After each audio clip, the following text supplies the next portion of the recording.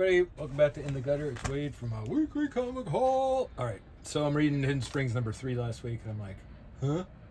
And I realized I missed number 2. So I picked up Hidden Springs number 2. This is the Baby Kaiju story with Rob Williams and Neil Vendrell. Dark Horse Comics. So it's a 4-part miniseries. I'm on number 3 right now. Looking forward to finishing off. This one's kind of a fun romp. Alright, one of the Alex Ross Dimensions. This is Daredevil number 5. Legacy issue 692. We're coming up at 700 issues of Daredevil, everybody. So I believe this ends this month, which is August. So we're going to round it out. For no particular reason, Lucky Devils came in a white outer sleeve. And let me know if you know, but it seems like if this was Marvel or DC, maybe because there's tons of alcohol, but it's an Image comic. I don't know. There's no nudity. Nothing unpleasant. There's not glow in the dark. So why the wraparound white cover? I don't know. Now I feel obligated to leave it on there.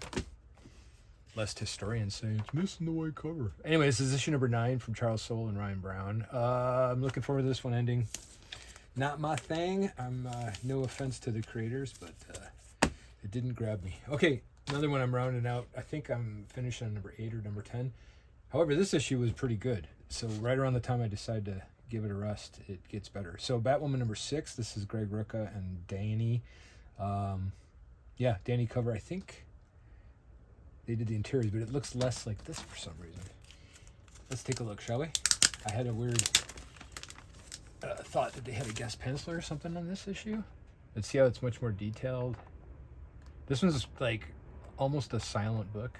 Well, I say almost. Maybe it's like 60-40 to the silent, but the artwork is much more detailed and a totally different style than the cover. So let's see. Is there a guest penciler? Am I insane? Nope. Danny Hollingsworth. Okay, well, I don't know. I guess it's their prerogative to switch up the style. Or maybe it's because it had kind of a different vibe. You know, they'll do different artwork for different parts of a story. All right, Lobo versus the Tooth Fairy. This one was pretty funny. Scotty Young. And this is Ross Moog interior artwork. This is number 6 of the current series. Yeah, it's kind of fun. If you got, you ever those dreams where your teeth fall out? Or, like, for me personally, like, if I go to the dentist and they show before and after pictures, I get, like, nauseous looking at the pictures of teeth. I don't know why. It grosses me out. But this one it falls in that category. I powered through it because it's a comic book and it wasn't photography. So glad you're with me. All right, so this one is the series that I believe picks up after Amazing Spider-Man 129, and it's pretty cool because this is the second issue. Punisher versus Amazing Spider-Man with Abnett and Lopez. But it's cool because it gets done the tarantulas in this one, but they do it the white gutters and the borders and the pages and stuff. But it's very Amazing Spider-Man 129-esque. And the attitudes of the Punisher and the Spider-Man are like that. And spoiler alert, the Rhino's coming in the next issue. Yeah, I dig this. I know they kind of put these out when the movies come out. They pair up characters and, you know, put people in to try to cross-promote. But this is a cool idea to kind of figure out what happens next after 129 and 130. Is that the two-parter? I don't know. Daredevil number 5. So this is the same issue that the Alex Ross Dimensions cover variant was from. This one's Stephanie Phillips and Lee Garbett. Yeah, it's just good. Daredevil's kind of funky, you know, but it's a cool story. It's always like a lot of turmoil with, you know, Matt Murdock's soul and him dealing with stuff. But yeah, it's done well. I believe the owl's in this one. I forget that character's name, but it's a cool cover. It's a shame that he gets his eyes kind of screwed up. But he was already blind, so what does it matter? All right, Batman Superman World's Finest 54. Still going strong. Mark Waid. And this is a Dan Mora cover. This is Frenda Interiors. Just a cool thing. This is a weird cosmic baseball game with Etrigan the Demon. It's kind of fun, but it's like sort of modern throwbacks to those weird Silver Age stories. But Mark Waid is very cool at writing just like comic books. So I enjoyed this quite a bit. All right, almost finished with The End of Life. This is the DC Vertigo imprint number 7. Kyle Starks and Steve Pugh. Very cool looking book. A lot of violence.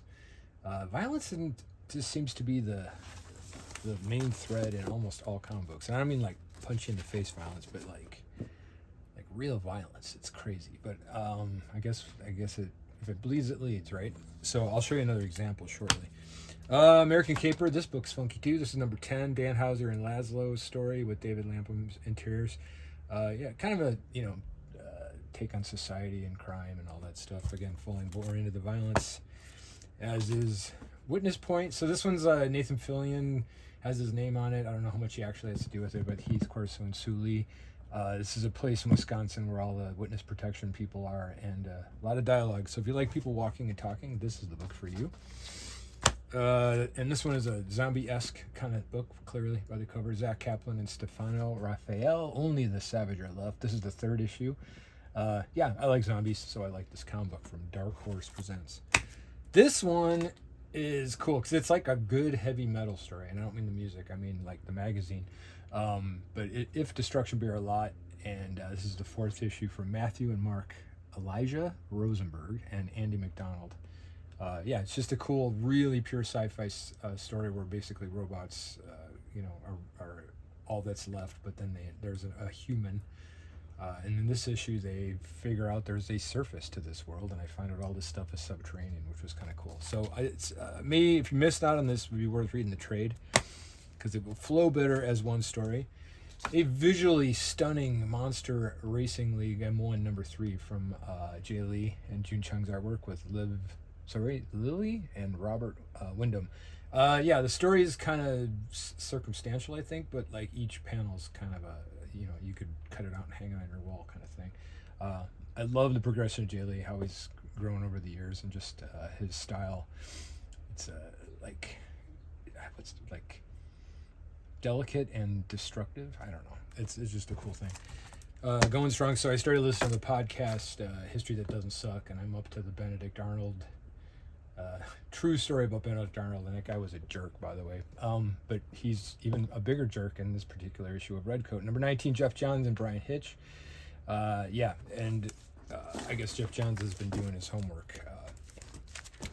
I always knew Benedict Arnold was a traitor, but I didn't know to what degree his treasonous behavior and potentially how it could have cost us. We'd all be speaking English right now if he got his way. That's a joke. We already speak English. All right. And finally, the best book of the week, Robert Kirkman, Ryan Ottley's Invincible Universe Battle Beast number 12. This thing is bonkers. Remember I was talking about violence? And I know you know because Battle Beast is fighting and whatever. But look at this. Look at this. If this isn't a full-on... Like, if my mom saw me reading this when I was 8 years old, she would have questions and concerns. But, yeah, I mean, they ran out of red ink when they did this one. All right, anyway, it's hilarious and very cool and clearly not serious when they fight to this level. Because I assume if their bodies generate, like, 100 pints of blood a minute, they could survive battles like that. But, anyway. Okay, it's hot in here. I'm going to go. Thanks for tuning in. Until next time, keep your mind on the gutter.